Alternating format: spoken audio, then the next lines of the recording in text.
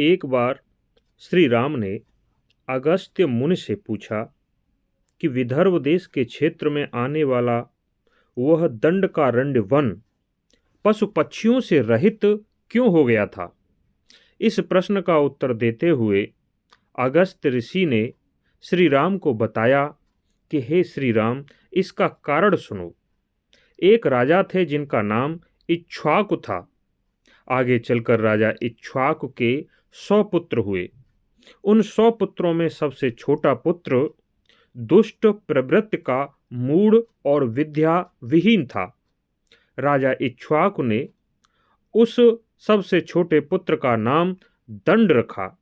आगे चलकर महाराज इक्ष्वाकु ने अपने उस सबसे छोटे पुत्र दंड को विंध्य और शैवल पर्वत के बीच का राज्य दे दिया।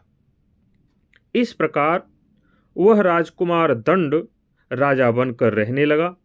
राजा दंड ने अपने रहने के लिए एक बहुत ही सुंदर नगर बसाया जिसका नाम मधुमंत रखा और शुक्राचार्य जी को अपना पुरोहित बना लिया और वह सुखपूर्वक शासन करने लगा।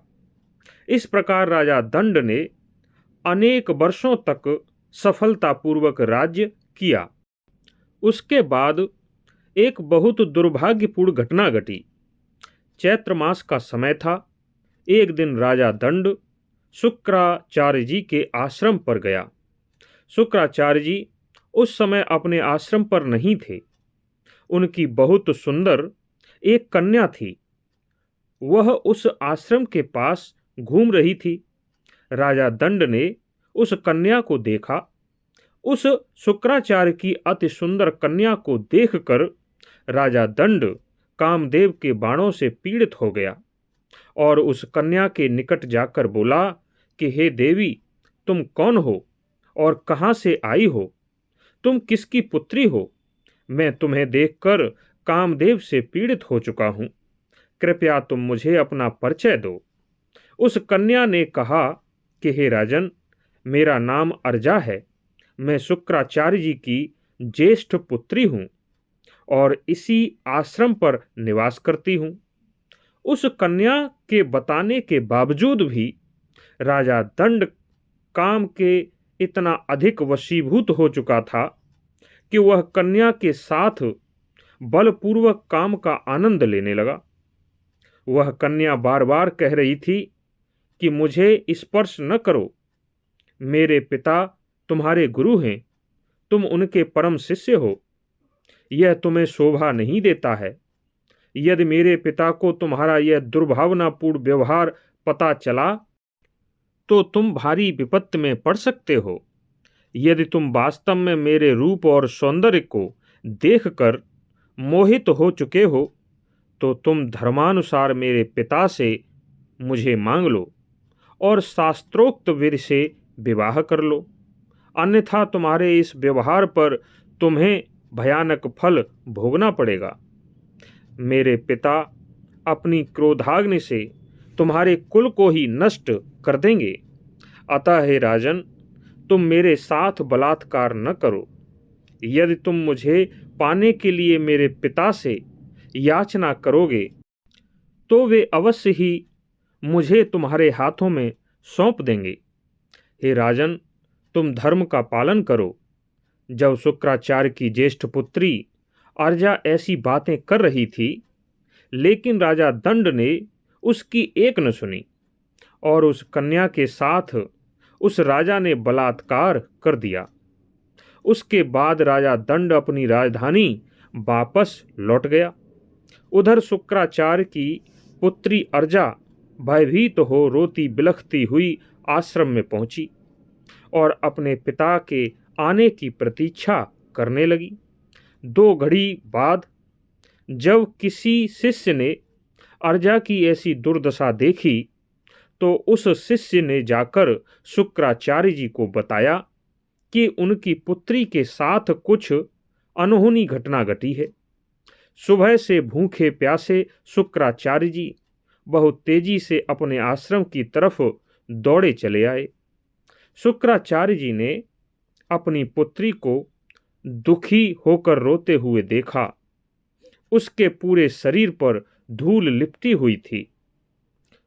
अपनी पुत्री की दशा को देखकर और सुबह से भूखे प्यासे होने के कारण शुक्राचार्य जी का क्रोध सातवें आसमान पर चढ़ गया। उन्होंने पुत्री से पूछा, तेरे साथ यह सब किसने किया है? जैसे ही उस कन्या ने शुक्राचार्य जी को राजा दंड की करतूत के बारे में बताया, शुक्राचार्य जी ने उसी समय राजा दंड को श्राप दे दिया। हे राजा दंड, केवल 7 रातों के भीतर ही तू और तेरा परिवार, सारी सेना और सवारी सहित सब कुछ नष्ट हो जाएगा। 7 रात के बाद इतना भयानक तूफान आएगा, इतनी भयानक धूल भरी वर्षा होगी कि सब कुछ नष्ट हो जाएगा। जहाँ तक राजा दंड का राज्य है वहाँ तक इतना भयानक धूल भरा तूफान चलेगा कि कोई प्राणी बच नहीं पाएगा। ऐसा कहकर क्रोध से लाल आंखें किए हुए शुक्राचार्य जी ने राजा दंड को श्राप दे दिया। शुक्राचार्य जी ने अपने शिष्यों को भी सावधान कर दिया कि 7 रात से पहले राजा दंड के राज्य की सीमा से बाहर चले जाओ, क्योंकि इस राज्य की सीमा के अंदर अब कोई बचने वाला नहीं। शुक्राचार्य जी की क्रोध भरी आवाज सुनकर सभी आश्रमवासी राजा दंड के राज्य की सीमा से बाहर चले गए। श्री राम ने फिर से अगस्त्य मुनि से पूछा कि हे मुनिवर, शुक्राचार्य जी की पुत्री का क्या हुआ? तब अगस्त्य मुनि ने कहा कि शुक्राचार्य जी ने अपनी पुत्री से कहा कि तू यहीं इस आश्रम के पास निवास करेगी।